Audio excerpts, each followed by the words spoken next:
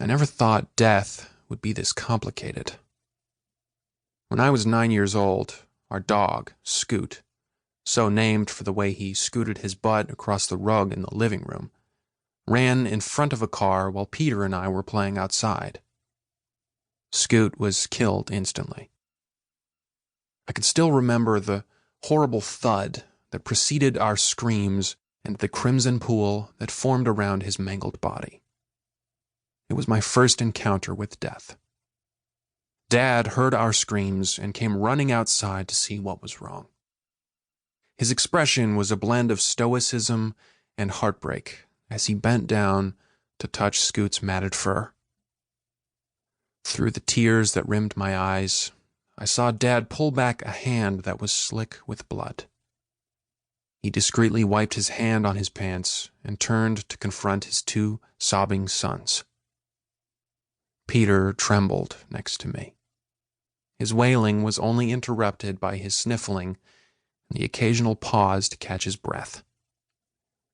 Dad put his hands on our shoulders and guided us away from the street and back toward the house. As we walked, I kept looking back over my shoulder at Scoot's body. He seemed so small now. "Boys, what happened today was not your fault," Dad said in a familiar tone of voice that always calmed his sons at their most savage. In this instance, it was like I was hearing him from the end of a long tunnel. I kept staring at Scoot and praying that he would miraculously start moving again. I knew this was a stupid thought to have, and yet I kept staring at him expectantly.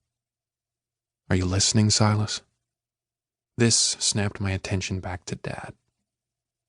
His gaze was kind and concerned. I nodded, and he continued. "You and your brother couldn't have stopped what happened to Scoot. Accidents, even bad ones like this, just happen sometimes. Bad things have no consideration for what's fair or what's right. We just have to deal with them as they come." Dad bent down so he was on our level and looked first at me and then to Peter. He grabbed my brother by the shoulders and smoothed his hair with a steady hand. Peter's chest continued to heave as Dad moved from smoothing his hair to wiping away his tears. My own mourning melted away as I watched Dad calm the waves that were engulfing Peter simply by caressing his tear-streaked face. When at last Peter stopped sniffling and Dad finished wiping away the tears, he spoke quietly. "How are you feeling right now, Pete?" Peter's bottom lip protruded and he stared at the ground. It took him a second to answer. "Sad," he whispered. "It's okay to feel sad," Dad told him. "Scoot's gone, Daddy. He can't play with us anymore." "He is gone, buddy. But do you know where Scoot went? Where he is right now?"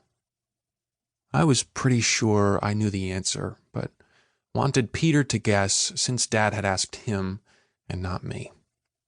While I'd never experienced death myself, I had talked to friends at school who had family members die.